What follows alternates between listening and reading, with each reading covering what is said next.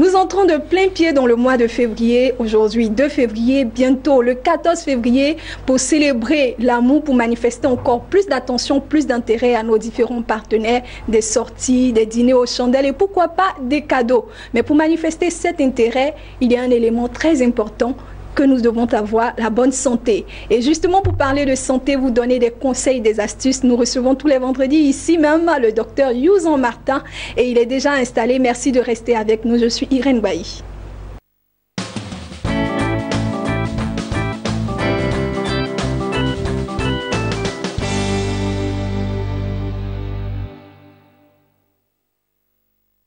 Bienvenue à tous ceux qui viennent de nous prendre en marche. Vous êtes bien sûr Business 24. Je suis Irène Bailly. Vous suivez Business Matin. Et aujourd'hui, nous entamons un sujet très important. Nous sommes dans le mois de l'amour, de la Saint-Valentin. Et l'amour va de pair avec la sexualité. C'est pourquoi aujourd'hui, nous parlerons de la sexualité et des maladies cardiovasculaires. C'est un sujet qui certainement intéresse tout le monde, hommes, femmes, jeunes, vieux. Et le docteur Youzon Martin, directeur général du centre Nesto Pharmavie, est déjà installé. Bonjour docteur. Bonjour Irène. Très heureuse de vous retrouver encore une fois, docteur. Alors docteur, aujourd'hui nous parlons de sexualité et de maladies cardiovasculaires. Je voudrais déjà qu'on définisse qu'est-ce que c'est qu'une maladie cardiovasculaire.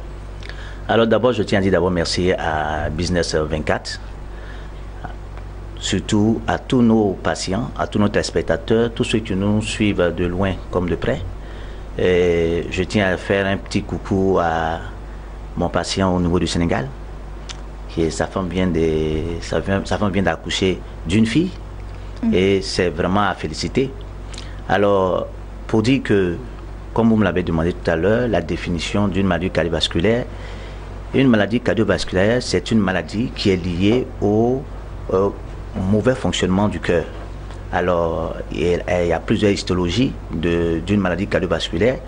Il y a l'hypertension artérielle, il y a l'excès de cholestérol et il y a aussi ce qu'on peut considérer comme une insuffisance au cœur de pouvoir absorber suffisamment d'oxygène, qui est vraiment important pour le bon fonctionnement de notre organisme. Alors donc, il faut comprendre qu'il y a plusieurs panoplies de facteurs qui peuvent provoquer des maladies cardiovasculaires. Est-ce que ces maladies-là, docteur, on peut les avoir, les manifester à tout âge? Non, pas du tout, parce que d'abord, il faut dire que les maladies cardiovasculaires, on peut les développer à tout moment, à tout moment, excusez-moi, à tout moment, parce que, comme je l'ai dit, il y a plusieurs facteurs. Il y a le facteur du stress, qui peuvent déboucher sur une maladie cardiovasculaire, donc provoquer même des malformations des artères coronaires. Ce sont des artères qui sont des principales artères qui sont utiles pour le bon fonctionnement de notre cœur. Alors ce cœur, les artères peuvent être obstruées, voilà, ou bien mal formées, voilà, et qui va nécessairement demander une intervention soit chirurgicale ou la prise de certains médicaments. Alors, oui, alors, vous pouvez aussi avoir, vous savez, au niveau du cœur, nous avons plusieurs particules. Vous pouvez avoir, comme je l'ai dit, une maladie, les problèmes de cardiomégalie. Donc, le cœur peut prendre un volume dû à un volume du ventricule gauche ou droit. Voilà. Donc, ces genres de maladies peuvent se déboucher à tout âge. À tout âge. Donc, ce que vous voulez dire, il y a certaines maladies cardiovasculaires qui peuvent être développées à tout âge et il y en a d'autres qui sont développées à un certain âge, c'est ça? Tout à fait. Très bien, merci pour cette précision, docteur. Et l'autre thème de notre sujet aujourd'hui, c'est la sexualité. Et aujourd'hui, avec le docteur Youzon, nous voulons montrer que le manque d'activité sexuelle peut être l'une des causes de la manifestation de maladies cardiovasculaires. Docteur, moi je voudrais savoir, qu'est-ce qu'avoir une activité sexuelle régulière? Alors il faut dire que l'activité sexuelle régulière se définit par une capacité à l'être humain d'avoir une sexualité plus rigide, voilà, efficace. Rigide. Oui, tout à fait. Rigide, c'est quelque chose de droit, non? Parce que quand il s'agit de nous les hommes, voilà. Donc, effectivement, si vous n'avez pas un sexe assez bien rigide, vous ne pouvez pas avoir une activité sexuelle. Et qu'en est-il des femmes qui n'ont pas de sexe qui peut être rigide? On parle de quoi dans ce cas? Je veux d'abord parler des femmes, des hommes, okay. Parce que pour les hommes, ne pas avoir une bonne érection peut jouer sur son activité sexuelle régulière. Et donc, celui qui a une bonne activité sexuelle régulière, c'est celui qui, à tout moment, selon le besoin, il est toujours prêt à répondre à toutes les sollicitations de son partenaire. Voilà. Très bien. Et chez la femme? Chez la femme aussi, c'est pareil. Chez la femme aussi, c'est pareil. Mais il n'y a pas de rigidité chez la femme, ou bien il y en a? Oui, parce que, pourquoi? Les femmes savent quand elles savent qu'elles sont en érection. Voilà. Ah, okay. Les femmes savent quand elles sont en érection. Donc, je pense que l'érection de la femme, peut-être qu'elle est moins visible. Voilà, est moins visible.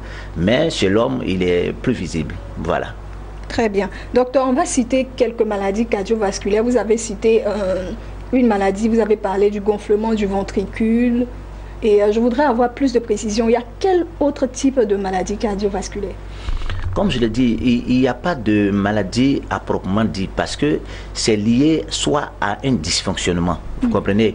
Le cœur, de manière physiologique, sa physiologie, c'est de pomper le sang, voilà, faire circuler le sang dans tout l'organisme. Et lorsque les artères sont touchées, soit par des lésions ou par exemple par une obstruction due à un caillot de sang qui va boucher le passage du sang, on peut considérer ça comme une maladie qui est liée au cœur. Parce que dès que le cœur ne fonctionne plus correctement, il y a des maladies comment on peut dire, des affections qui se développent. Voilà, donc c'est tout cet ensemble de ce dysfonctionnement qui est considéré comme une maladie, qui sont considérés comme des maladies cardiovasculaires.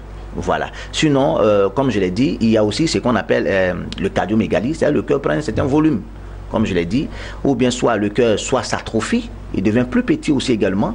Voilà, où vous pouvez voir le cœur a un problème parce qu'il y a un organe, un muscle qu'on appelle la myocarde, qui joue un rôle assez important dans l'apport d'oxygène dans nos tissus. Vous comprenez? Donc, on peut avoir des complications au niveau de la myocarde. Vous comprenez? Donc, il y en a une panoplie de maladies qui sont liées directement à ce dysfonctionnement-là. Très bien, docteur. Pour tous ceux qui viennent de nous prendre en marche, nous sommes bien évidemment avec le docteur Yuson Martin, directeur général du centre Nesto Pharmavie. Il est biologiste, hygiéniste, gérontologue. Et aujourd'hui, avec le docteur, nous parlons de la sexualité et des maladies cardiovasculaires. Docteur, en quoi le manque d'activité sexuelle peut être une cause de maladies cardiovasculaires? C'est une très belle question parce que aujourd'hui, dans notre cabinet, de 45 ans et jusqu'à 70 ans, la plupart des maladies cardiovasculaires sont liées au manque d'activité sexuelle. C'est très terrible, hein, docteur. 45 ans, c'est plus jeune. Vous savez, souvent, ces personnes à partir de 45 ans sont un peu attachées au travail. Ils ne s'approchent pas de leurs femmes. Et tu vois le problème de sédentarité, donc un surpoids et autres. Le cœur, lui, il a besoin d'une bonne circulation. Le cœur, lui, joue le rôle d'activer la circulation sanguine.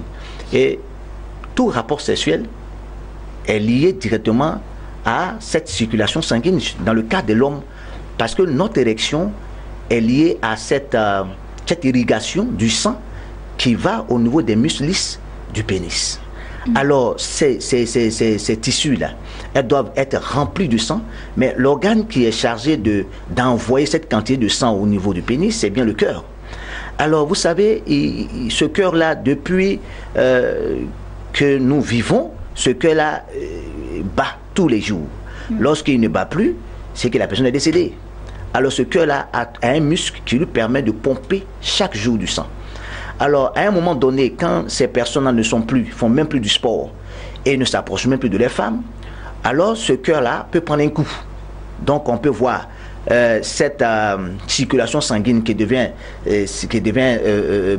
moins intense. Et donc, voilà. Et donc, ce sang devient de plus en plus pâteux, moins filtré. Vous comprenez? Et donc, il peut commencer à accorder à ce sang-là beaucoup de dépôts de graisse. Vous comprenez? Et qui vont obstruer le passage du sang vers le cœur. Alors donc, ces personnes ont une sensation par moment d'étouffer. Et même par malheur, s'ils vont prendre des médicaments aphrodisiaques, c'est encore plus grave. Et c'est ce que nous observons aujourd'hui chez les personnes à partir de 60 ans.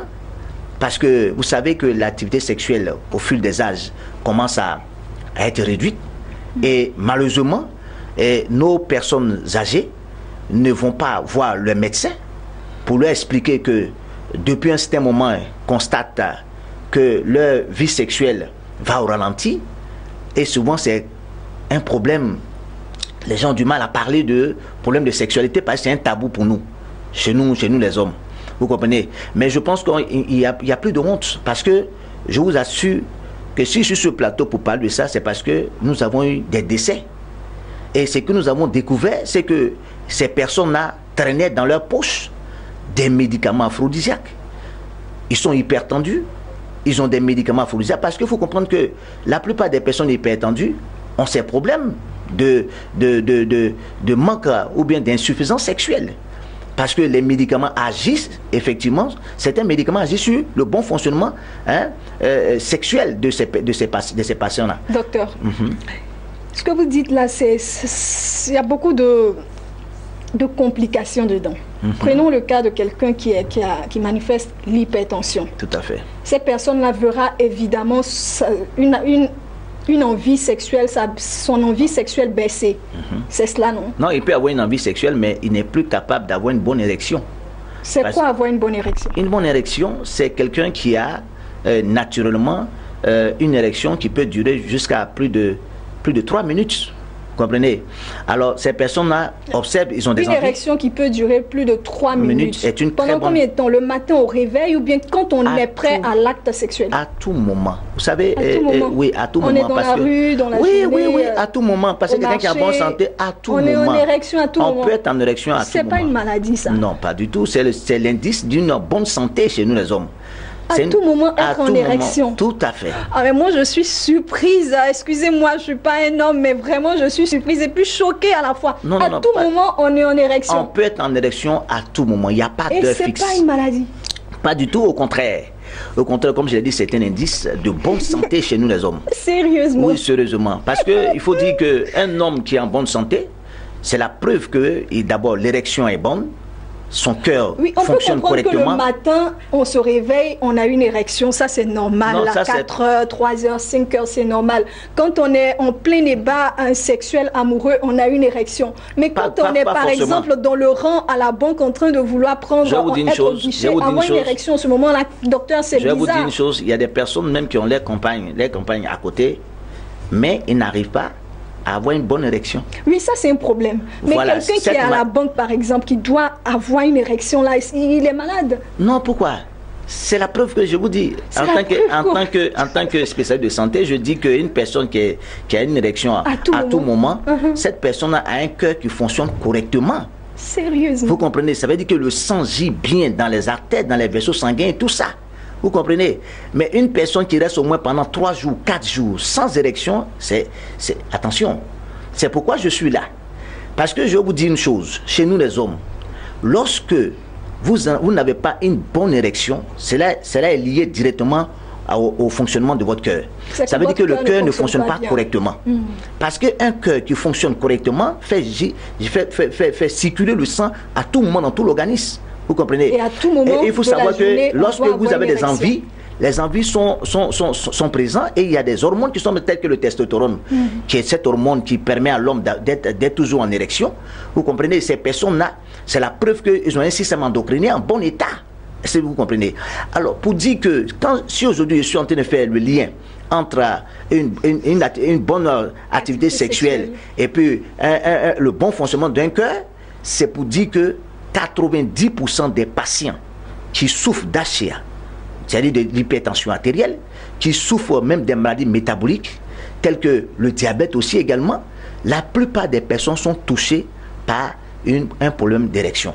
Et quand vous fouillez, que vous faites certains examens, et que soit vous demandez à ces personnes-là, au moins, ça fait au moins plus de, peut-être 2 semaines, 3 semaines, ils ne s'approchent même pas de leur femme.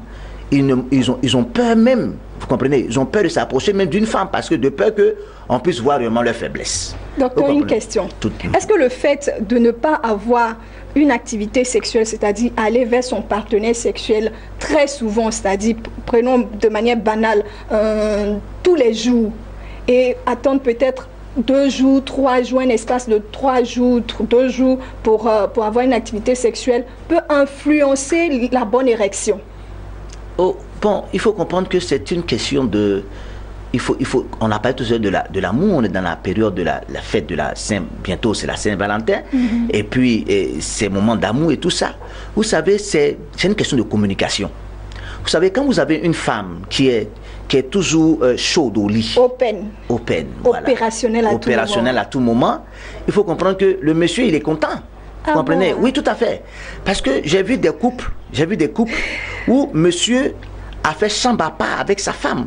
Parce que sa femme est rentrée dans la cinquantaine, elle a ses petits-enfants, le monsieur, il en souffre. Numéro 1, il a l'hypertension artérielle, ensuite, il a des problèmes cardiovasculaires.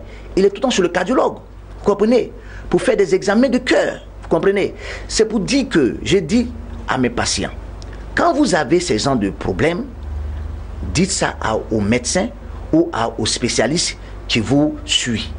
Parce que, je vous dis, la majorité de ces personnes-là n'ont pas une activité sexuelle. Ils prennent des médicaments et, ils ont des envies, mais ils ne peuvent pas satisfaire une femme. L'érection est molle, donc ils font recours à des traitements de chinoiserie dans les marchés. Vous comprenez? Aujourd'hui, ces médicaments chinois sont à la portée de tout le monde, même des enfants.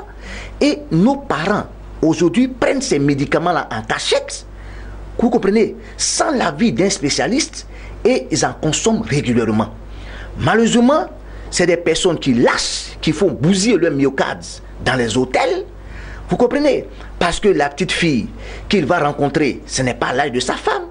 Alors donc, il veut montrer tout de suite qu'il a les compétences par rapport à ça, alors qu'il est sujet à des médicaments aphrodisiaques. C'est pourquoi beaucoup en meurent. Et donc, je faisais l'examen sanguin d'un de mes patients, mais il a un taux de créatinine qui est tellement élevé qu'il débouche sur l'insuffisance rénale. Vous comprenez? C'est quoi la créatinine? La créatinine, ce sont des substances, des choses, comme on appelle, des substances nocives, qui restent beaucoup dans les reins, que le rein n'arrive pas à filtrer. Et donc, il y a des valeurs beaucoup plus élevées. Et lorsque les valeurs sont beaucoup plus, ça prouve que non, le rein n'a pas la capacité d'éliminer tous ces résidus des choses, comme on appelle du rein. Alors, prendre chez une personne âgée, lorsqu'on sait que le vieillissement touche certains organes vitaux, tels que les reins, aller prendre des médicaments aphrodisiaques dont on ne connaît pas la nature, qui est dosé à près de 1500 mg, le papa, le pépé de 70 ans, prend au moins, on lui dit de prendre 2 comprimés. Vous comprenez? Il va prendre 2 comprimés, prendre par exemple du vin quelque part, de l'alcool quelque part, ce monsieur va se tuer. Vous voyez, il y a quelqu'un que j'ai reçu comme ça, son taux de créatinine était jusqu'à même à 40. Alors que la valeur normale est comprise entre 6 et 14. À 40, les reins ne fonctionnent plus parce qu'il avale ses médicaments aphrodisiaques tous les jours. C'est pourquoi je suis sur ce plateau pour interpeller les uns et les autres. Pour dire que 90%, c'est quelque chose de très sérieux. Parce qu'aujourd'hui, beaucoup de personnes qui souffrent des maladies cardiovasculaires ont un problème sexuel. C'est ce que nous avons découvert. Ils ont un problème sexuel. Et pour régler ça, il est important de parler avec le spécialiste. Et le problème sexuel peut être un problème de bonne érection, c'est ça. Et puis ça peut être aussi le manque d'activité sexuelle, c'est cela, docteur? Oui, non. Et je veux dire tout de suite que quand vous avez une bonne érection, c'est que votre cœur fonctionne bien. Oui. Maintenant, si vous avez... En plus d'avoir la bonne érection, il faut passer à l'acte. Il faut passer à l'acte sexuel. Il ne faut pas laisser l'érection mourir. Mais la plupart des hommes, même qui ont une érection bonne, ne restent pas dans le tiroir. Ah, ok. Ils vont toujours au contact. Vous comprenez? Okay. Et c'est ça les hommes. Vous comprenez? Ils sont virils, mais jusqu'à même à 100 ans. Mais lorsque vous commencez à sentir cette incapacité d'avoir une bonne érection, est un indice de la mort. Je vous suis en train de dire, parce que il y a un exemple biblique que je vais prendre, excusez-moi. Toujours vous le prenez, cet exemple on le connaît maintenant. Le roi David est tombé malade. On lui a pas donné des médicaments, mais on lui a trouvé une jeune fille vierge, belle de visage, dépouillée dans le lit. La Bible dit le roi ne la connaît point. Et c'était la preuve qu'il n'était pas loin de la mort. C'est la preuve que le roi n'était pas loin. Pourquoi? Parce qu'on estimait que la présence d'une jeune fille pouvait stimuler le roi et produire certains hormones qui pouvaient l'amener à vivre longtemps. Parce que le cœur était vieillissant et il n'avait plus de désir. Donc, maman, vous qui me regardez, je vais vous dire une chose. Vous êtes à la base de beaucoup de maladies des hommes. Parce que lorsque vous rentrez dans la phase de 50 ans et que vous ne voulez plus vous approcher de votre homme, parce que vous supposez que nous sommes dans un âge avancé, l'homme ira voir dehors. Et s'il va voir dehors, il va s'exposer à ces maladies cardiovasculaires, les tuer, et on n'aura pas véritablement cause de sa mort précoce. Mais docteur, il y a une solution aussi, je pense, corrigez-moi si c'est faux. Quand l'homme, par exemple, vous dites, ce que je n'autorise pas, je ne valide pas, que la maman est indisponible sexuellement et que le papa, il va voir dehors. Mais le papa, normalement, il est censé savoir qu'à son âge-là, il ne doit pas avoir des rapports sexuels 7 jours sur 7 et que le rythme doit baisser. Donc, quand il va auprès de la jeune fille qui est dehors, au lieu d'utiliser, de vouloir le faire 7 jours sur 7, il peut dire à la jeune dame, moi, je peux te satisfaire ou bien je peux me satisfaire seulement que 2 jours. Oui, là, ça concerne sa santé aussi. Ce n'est pas 7 jours sur 7. Mais il faut dire qu'ici, il faut que les gens comprennent que l'acte sexuel devient thérapeutique. L'acte sexuel devient thérapeutique. C'est-à-dire, on n'a pas les rapports. Les rapports sexuels ont 3 fonctions. Nous avons le plaisir, 7. Nous avons notre santé et nous avons la reproduction. Vous comprenez? Alors, donc, quand c'est comme ça, c'est vrai qu'on n'a plus envie d'avoir des enfants peut-être à 75 ans. Mais ici, il y a le plaisir et il y a l'acte sexuel. Parce que lorsque nous sommes trop stressés, lorsque nous avons trop ces problèmes, ces nœuds et tout ça, ces problèmes des étouffements et tout ça, lorsque vous faites l'acte, vous posez un acte sexuel, vous vous détendez. Parce que le corps va produire certains hormones tels que la dopamine, tels que la sérotonine, qui est cet hormone de joie qui permet d'apaiser, qui apaise l'organisme dans tous ses frayeurs et tout ça. Donc vous comprenez? Donc les mamans ne peuvent pas me dire le contraire. Chaque fois qu'il y a un rapport sexuel, vous savez, toute la maison, et on dort même parce que c'est un véritable sédatif. Ça fait bien reposer. Alors que les personnes, après de 70 ans, ont un sommeil trouble. Vous comprenez? Parce qu'effectivement, il y a un manque d'activité sexuelle. Je suis en train de dire, Dieu sait ce qu'il fait. Le sexe est thérapeutique. C'est pour cela que je ne vais pas imputer toute cette responsabilité aux femmes, mais aussi dire aux hommes que il est important de partager réellement ou d'informer sa femme sur son besoin sexuel. Et lorsque la femme ne veut pas, vous pouvez la ramener directement soit à un spécialiste, à son gynécologue. Il y a des conseils, il y a des traitements qu'on peut proposer à la femme pour qu'elle soit à mesure de moins, pas tous les jours, mais au moins une fois dans la semaine. C'est aussi thérapeutique pour l'homme. Mais lorsque nous fermons et que nous refusons carrément de s'approcher de l'homme, où on fait chambre à part, c'est un problème. C'est un problème.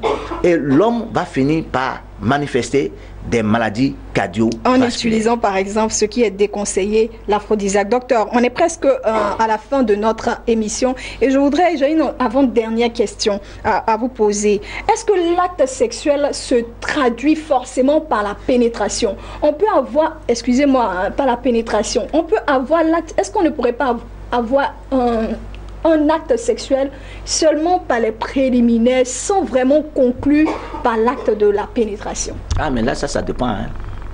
Ça satisfait pas trop. Ça dépend. Parce qu'il y a des hommes, ça veut dire quoi? Ça répond à quoi? Ça répond à satisfaire, à détendre. Non, ça peut détendre. Ça peut détendre.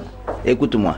Aujourd'hui, vous avez votre femme, vous n'allez pas rester dans cette étape des préliminaires simplement et puis sans passer à l'acte sexuel. Je ne parle pas là d'une bonne érection. Ça, c'est juste des préliminaires, vous comprenez? Mais l'acte sexuel, c'est le rapprochement de deux sexes. Vous comprenez? Les caresses, peut-être la fellation, tout ça on peut compenser par la pénétration. Ou bien? Oui, tout à fait, on peut partir jusqu'à arriver à là. Mais il faut que je dise que tout cela rentre dans la phase thérapeutique. Parce qu'il s'agit de la satisfaction de l'homme pour que l'homme puisse libérer certains hormones qui sont très bons pour le bon fonctionnement de son cœur et de son organisme en général.